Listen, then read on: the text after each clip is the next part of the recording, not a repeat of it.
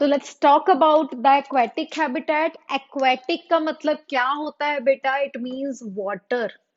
ठीक है, the organism whether it is plants और animals, they live in water, they have that habitat is called aquatic habitat. ठीक है, aquatic habitat could be fresh water और could be marine. ठीक है, fresh water में क्या आ जाते हैं? सारे पॉन्ड्स, रिवर्स, लेक्स। ठीक है, they comes in the fresh water habitat.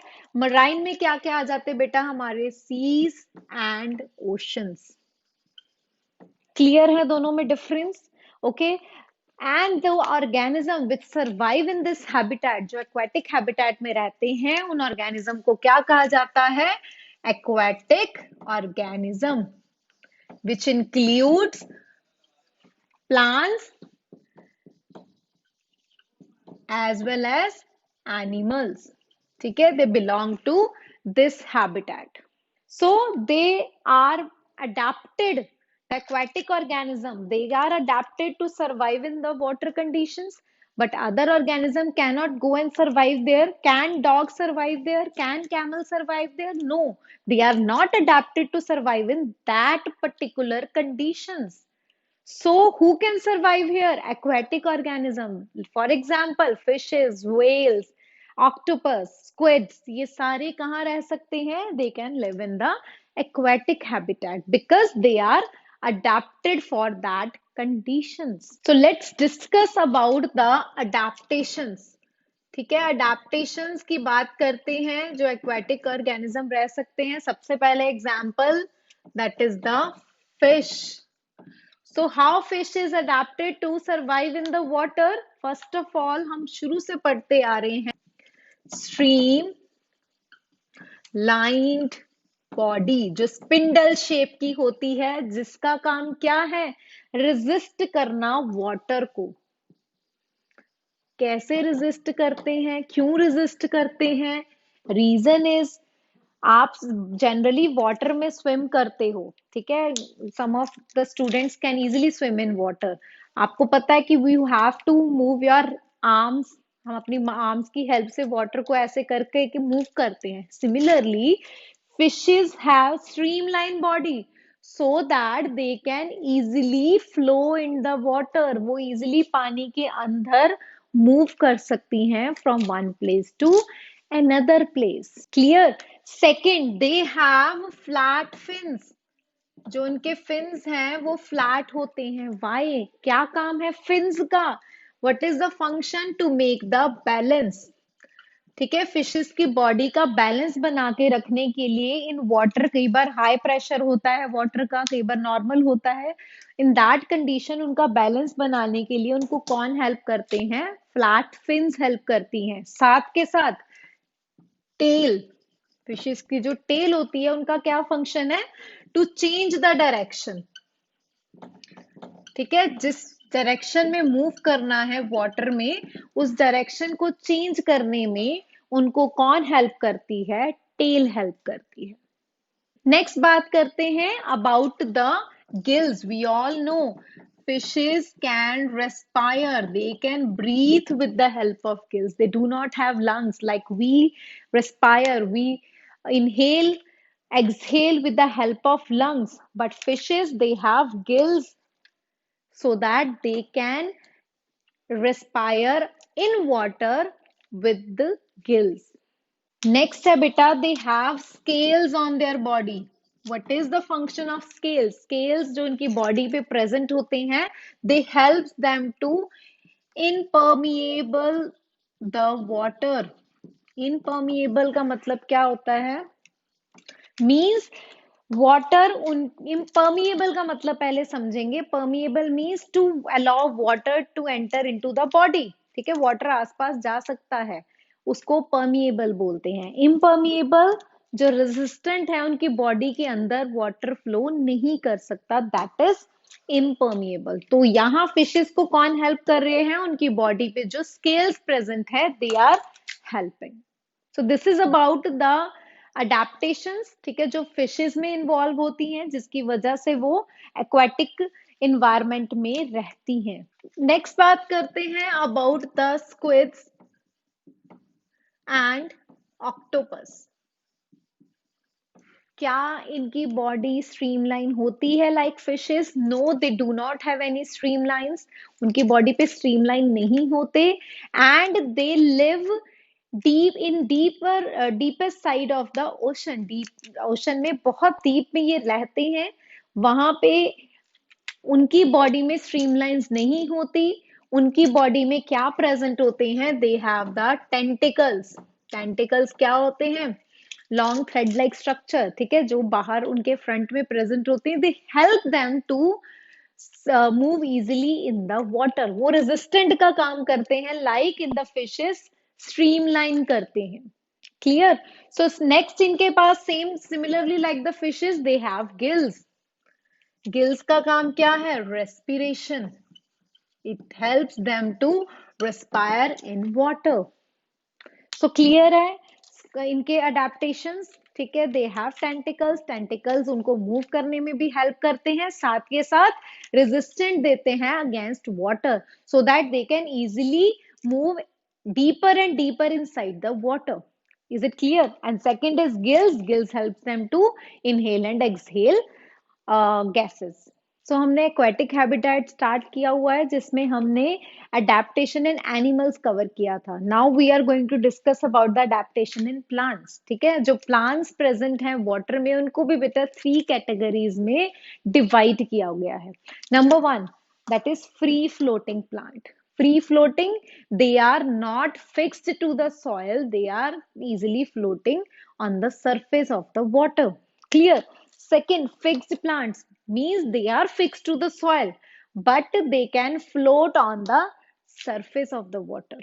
Third, submerged plants. Submerged plants deep inside, they are fixed to the bed of the water. नीचे फिक्स जो सरफेस होती है उनके ऊपर सबमर्ज प्लांट्स फिक्स्ड होते हैं, वहीं वो नीचे ही एग्जिस्ट करते हैं plants. That is why they are called as submerge plant. So इनके कैरेक्टरिस्टिक्स एक बार देख लेते हैं बेटा। फ्री फ्लोटिंग प्लांट्स जो होते हैं उनमें क्या अडेप्टेशंस होती हैं, so that they can live like that in aquatic conditions. Number 1, they have absent, या तो एब्सेंट होता है या पुअरली डेवलप्ड रूट सिस्टम होता है उनका, ठीक है। या तो रूट्स उनकी होती ही नहीं है या बहुत पुअर होती है रूट सिस्टम उनका, so that they can flow on the water, ठीक है। वो वाटर पे ही फ्लोट करते हैं। Is it clear?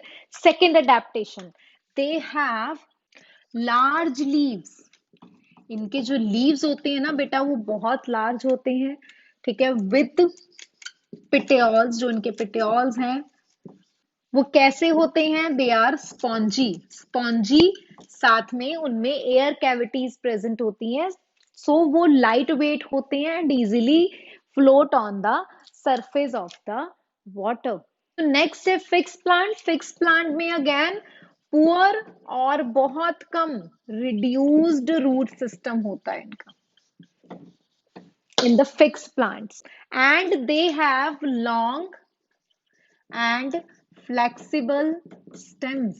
जो इनकी stems होती है ना, वो नीचे से ऊपर तक सरफेस पर उनकी लीफ सरफेस वगैरह ऊपर स्टेम्स विजिबल होते हैं, सो उनकी लॉन्ग होती है और फ्लेक्सिबल होती हैं स्टेम्स। और उनके जो फ्लावर्स होते हैं ना, वो सरफेस पे ही होते हैं, जो वाटर सरफेस होता है वहां विजिबल होते हैं। और इनकी स्टेम कैसी होती है? हॉलो होती हैं, ठीक है। जो स्टेम्स हैं वो हॉलो होती हैं, अंदर से खाली होती हैं, सो दैट उसका वेट नहीं होता and they can float on the water surface. बात करते हैं अबाउट द लीव्स। कैसे होते हैं? लार्ज होते हैं, फ्लैट होते हैं इनके लीफ, और उनके ऊपर वैक्सी कोट होता है लीव्स की सरफेस के ऊपर, सो दैट कि उसके ऊपर वाटर नहीं ठहरता। लीव्स के ऊपर वैक्सी होता है, एक वैक्सी लेयर होती है, और लार्ज और फ्लैट इनके लीव्स होते हैं in the fixed plants. Clear? So next बात करते हैं about the submerge plant. Submerge plant में एब्सेंट होता है root system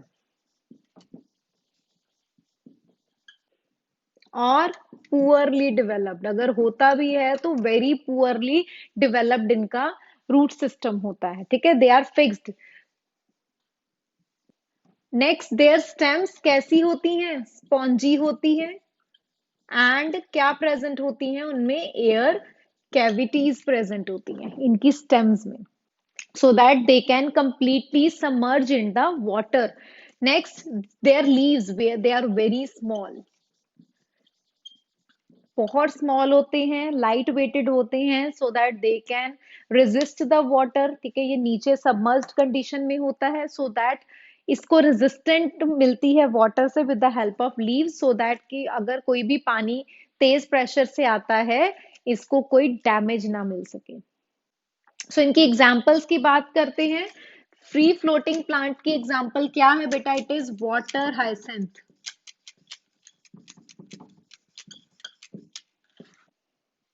clear.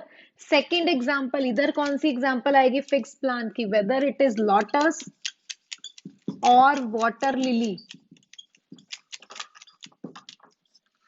Third submerge plant, it is hydrilla. You can see these plants in the diagrams also. So next we will discuss about the aerial adaptations. ठीक है, जो aerial habitat है उसमें क्या क्या अडेप्टेशंस होती हैं। एरियल्स मींस जो वेल डेवलप्ड है कि वो एरियल मोड में फ्लाई कर सकते हैं, सरवाइव कर सकते हैं, ठीक है। Aerial stand for the air, ठीक है। सो इसमें अडेप्टेशंस क्या क्या आती हैं बेटा, adaptation is overall for the all birds, जो सारे के सारे बर्ड्स हैं वो किस चीज के लिए अडेप्टेड हैं, नंबर वन, लाइक फिशेस में हमने डिस्कस करा था, they also have streamlined body. Streamline body, उनकी बॉडी पे स्ट्रीम लाइन्स प्रेजेंट होती हैं, क्या हेल्प करती हैं स्ट्रीमलाइन, टू रेजिस्ट एयर, ठीक है, एयर से रेजिस्टेंट मिलती है इनको। लाइक उसमें फिशेस में हमने कहा था ना कि वो वाटर से रेजिस्टेंट होते हैं, they can easily move in water, here they can easily resist the air, air का जो प्रेशर होता है उसको इजीली रेजिस्ट कर कर उसमें वो फ्लाई करते हैं with the help of streamlined body. ये उनकी अडेप्टेशन है। सेकेंड अडेप्टेशन, उनके फोर लिम्स होते हैं, वो क्या है, वो मॉडिफाई होकर किसमें, मॉडिफाइड होकर क्या बनते हैं, they are made up of wings. Wings क्या करते हैं, they help them to fly, they can fly with the help of wings. किसी और एनिमल में अडेप्टेशन है, नहीं है, ओनली इन द बर्ड्स। साथ के साथ इनकी बॉडी कवर होती है किसके साथ, with the help of feathers, so that they can survive in the extreme climatic condition, water proof बनाते हैं उनको, और वो अपने आप को प्रोटेक्ट करते हैं from the weather conditions. Clear. Next, they have hollow bones. Hollow bones means उनकी बोन्स अंदर से खाली होती हैं, लाइट वेटेड होती हैं साथ में, so that this adaptation helps them to fly, fly करने के लिए ये उनको हेल्पफुल होती है। अगर बॉडी का वेट ज्यादा होगा, they may not be able to fly so higher, so they can fly with the help of their hollow and light bones. They have tail, again with like the fishes, their tail helps them to change the direction, ठीक है, direction change करने में उनको उनकी tell help करती है। One more adaptation, they have strong flight muscles. Flight muscles कौन सी हैं, फ्लाइट मींस टू फ्लाई, ठीक है, उनको फ्लाई करने में हेल्प करती हैं ये मसल्स, वो स्ट्रॉन्ग होती है, so that they can easily fly in the air without any kind of resistance. उनको कोई प्रॉब्लम नहीं आती, वो जितनी देर मर्जी तक वो फ्लाई कर सकते हैं इन द एयर। सो ये फीचर्स बच्चे हमने थर्ड क्लास में भी डिस्कस करे हुए हैं, हमें याद आ गए होंगे कि हमने विंग्स, ये अबाउट बर्ड्स, ये सब सारी बातें करी हैं, फोर्थ में भी हम डिस्कस कर चुके हैं। So these adaptations are quite easy for you. So next, now move to the last topic. So one more topic is there, that is the acclimatization. Acclimatization क्या है, सबसे पहले हम समझेंगे with the example. Suppose we are going to a high altitude, हम बहुत high altitude पे up to 8,000 10,000 feet पे जाते हैं, किसी हाई माउंटेन पे हमने जाना है वहां पे। वी ऑल नो दैट कि माउंटेन्स पे वहां पे जैसे जैसे आप ऊपर जाते रहते हो, हमारा ऑक्सीजन का वहां पे ऑक्सीजन का लेवल कम हो जाता है, ठीक है। We carry the oxygen cylinder, करते हैं माउंटेनियर कैरी अपने साथ, सो दैट वहां ऊपर जाके उनको हाई एल्टीट्यूड पे जो कमी होती है ऑक्सीजन की वो फुलफिल कर सके, they can survive in that condition, होता है ये।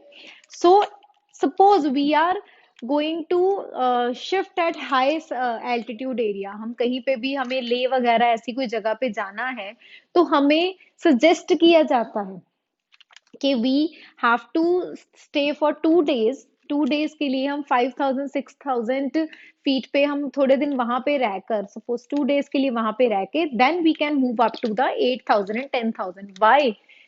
बिकॉज हम धीरे धीरे अडेप्ट होंगे उस चीज के लिए, जो चेंजेस आएंगे क्लाइमेट के, ऑक्सीजन का जो लेवल है वो धीरे धीरे हम उस चीज के लिए अडेप्ट हो जाएंगे एट टिल 5,000। देन धीरे धीरे हम जब 10,000 पे और 8,000 हाइट पे जाएंगे तो हम उसको इजीली उन चेंजेस को अडेप्ट कर सकेंगे।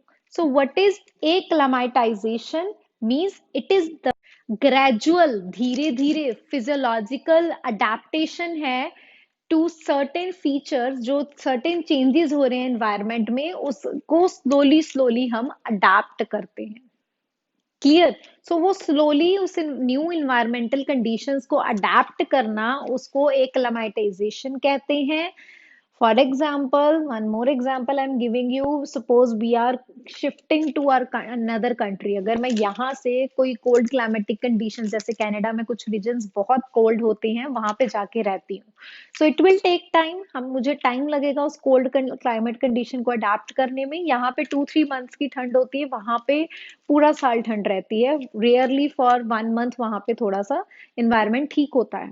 सो फॉर दैट टाइम मैं उसको धीरे धीरे अडेप्ट करूंगी, स्लोली, बट अडेप्ट कर लूंगी, ठीक है।